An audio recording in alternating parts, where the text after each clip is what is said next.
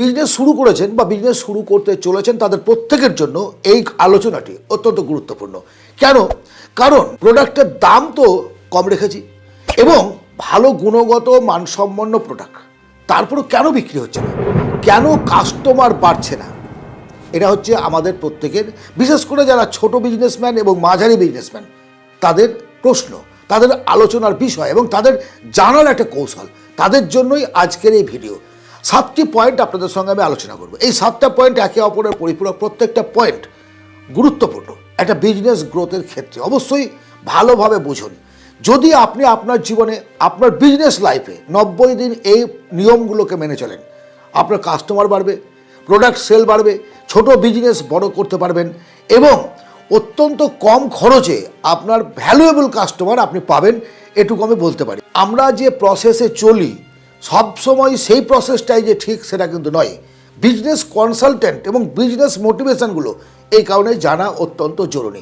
আমি আমার 30 বছরের অভিজ্ঞতা যা অন্যান্যদের দিয়েছি, তাদের গ্রোথ দেখেছি এবং আমি আমার প্র্যাকটিক্যাল লাইফে যেগুলো ফলো করেছি সেগুলো আপনাদের সঙ্গে শেয়ার করছি। প্রথম কথা হচ্ছে আপনাকে আপনার কাস্টমার সম্পর্কে জানতে হবে। আপনার কাস্টমার বাচ্চা না বড় দেখতে হবে, তার প্রবলেমটা কোথায়।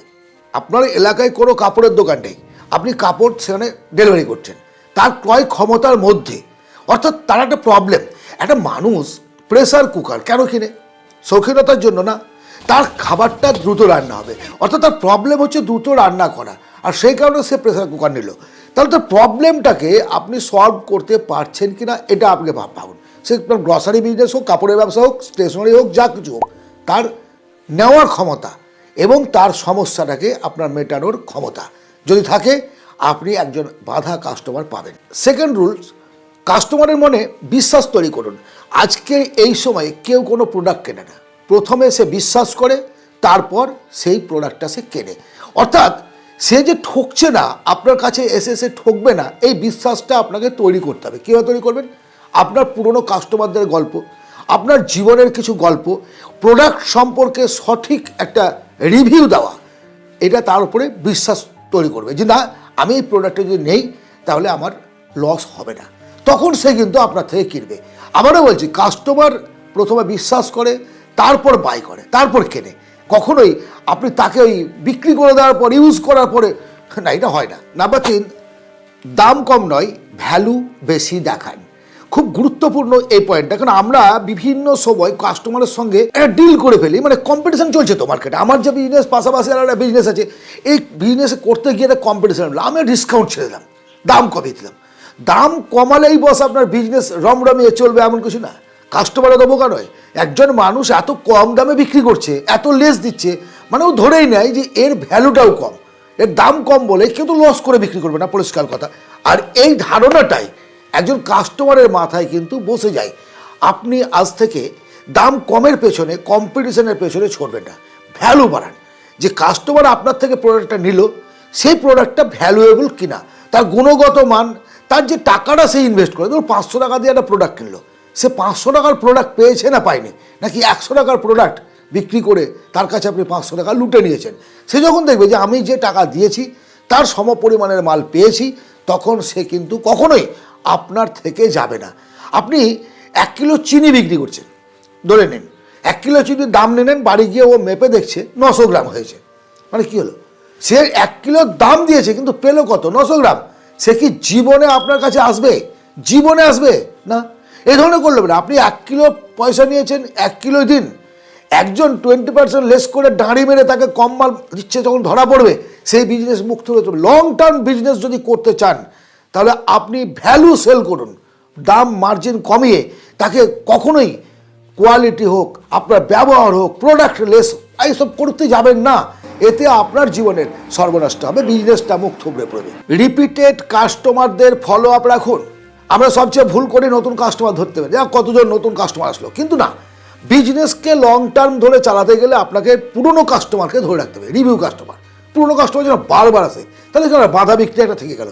এখন পুরনো কাস্টমার আপনার কাছে আসবে কেন? ওই যে প্রথমের যে 3টে পয়েন্ট আমি বলেছি আপনাকে, আপনার কাস্টমার কারা, তাদের ভ্যালু দেওয়া, তাদেরকে গুরুত্ব দেওয়া, এই সমস্ত কিছু সঙ্গে কী করতে হবে, এখন আপনাকে একটু রিনিউয়াল করতে হবে। মাঝে মাঝে হোয়াটসঅ্যাপে হোক, ফোনে হোক, ইত্যাদি হোক, একটা যোগাযোগ করলেন, এই কেমন আছো ভাই, অফার দিলেন, যে এই সময় আমাদের এই অফার চলছে, আপনি আসুন। আর মানে একটা রিলেশনশিপ বিল্ড করতে হবে। বিজনেসের ক্ষেত্রে কাস্টমারটা হচ্ছে মেন। আপনার অহংকার, আপনার কত টাকা আছে, কত বড় বিজনেস করেছেন আপনি, এটা ফ্যাক্টর না।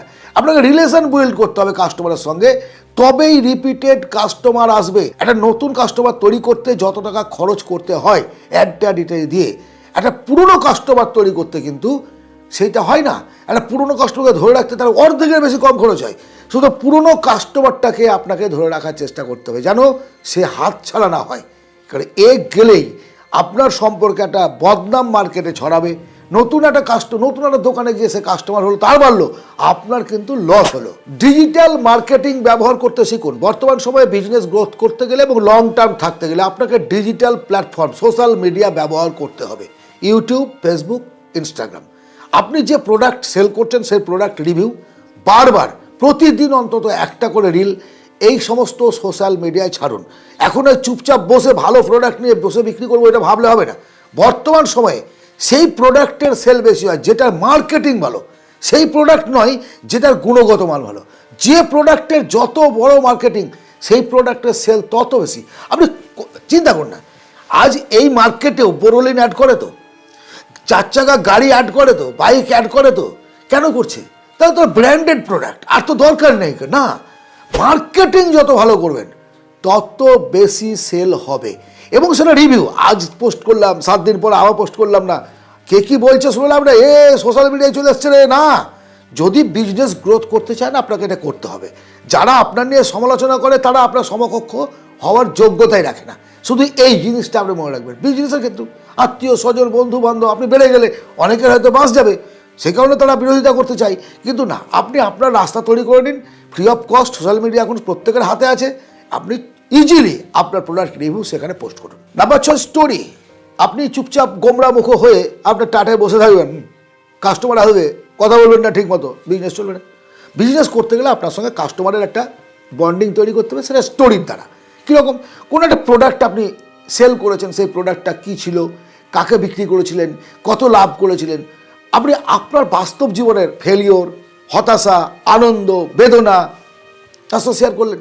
মানে একটা রিলেশনশিপ, যে বলেছিলাম রিলেশনশিপটা আমরা তৈরি করতে হবে। স্টোরি মানুষ পছন্দ করে বেশি। Story, fact. আপনি যখন কোনো ঘটনা বলবেন তাকে বোঝানো যাবে, কিন্তু স্টোরির দ্বারা আপনার সঙ্গে সে ঢুকে যাবে। কিন্তু আমার সঙ্গে তার মিলে যাচ্ছে গল্পটা, সুতরাং আপনার সঙ্গে একটা হৃদ্যতা তৈরি হলো, কাস্টমার বন্ডিংটা ভালো হলো, এবং সে আপনার থেকেই বারবার নিতে থাকবে এবং বারবার আসতে থাকবে। আলোচনার শেষ পয়েন্ট, 7ম পয়েন্ট, যদি বিজনেস গ্রোথ করতে চান তাহলে কনসিস্টেন্সি রাখুন। প্রথমেই বলেছি 90 দিন। এই যে 7টা নিয়মের কথা বললাম, এই 7টা নিয়ম 90 দিন আপনাকে ফলো আপ করতে হবে। কাস্টমার কীভাবে বাড়াবেন, কাস্টমার কে বা কারা, product research, marketing, social media influencer হওয়া, সোশ্যাল মিডিয়ায় পোস্ট করা, কাস্টমারদের সঙ্গে রিভিউ নেওয়া, প্রোডাক্ট রিভিউ দেওয়া, এবং ডেলি বেসিসে। আজ করলাম 15 দিন পর নয়। এই পদ্ধতিটা 90 ডেজ আপনি মেনে চলুন, এবং মেনে চলার পরে আপনি আমাকে কমেন্টে জানাবেন যে আপনার বিজনেস গ্রোথ হয়েছে নাকি হয়নি। আমি আশা করি যদি এই পদ্ধতি আপনি সত্যি মেনে চলেন ভালোবেসে অন্তরের সঙ্গে, আপনার অনেক গ্রোথ হবে, অনেক। আপনি কল্পনাই করতে পারবেন না। বিজনেস গ্রোথ করতে গেলে ঠিক পারফেক্ট নিয়মে চলতে হবে, ফর্মুলা মেনে চলতে হবে, উল্টোপাল্টা করলে হবে না, তাহলে আপনার কিন্তু লাভ হবে। আজ এই পর্যন্তই। আলোচনাটি যদি আপনাদের কাজে লাগে অবশ্যই লাইক করবেন, সাবস্ক্রাইব করে সঙ্গে থাকবেন এবং শেয়ার করবেন বন্ধু বান্ধবদের মধ্যে। প্রত্যেকে জানুক, যারা যারা বিজনেস করে, সকলের তো একই বিজনেস নয়, যারা যে বিজনেস করে জানুক এবং এগিয়ে চলুক। ভালো থাকবেন, ধন্যবাদ।